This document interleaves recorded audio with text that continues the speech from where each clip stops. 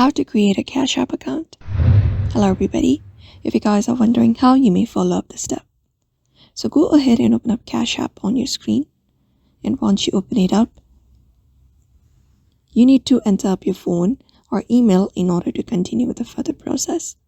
So select any of the method, and after you type in your email or phone number, tap on next from your screen.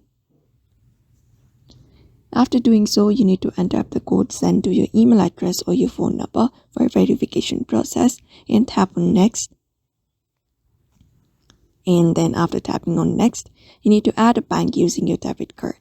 So as Cash App needs external bank account, you need to add up a bank. For that, you need to enter up your debit card number, the month, and then the 3-digit CVV and your zip code, and then tap on link card.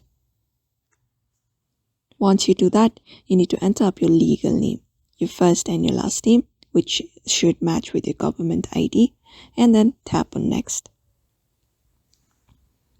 After tapping on next, you need to enter up your date of birth, and then tap on next.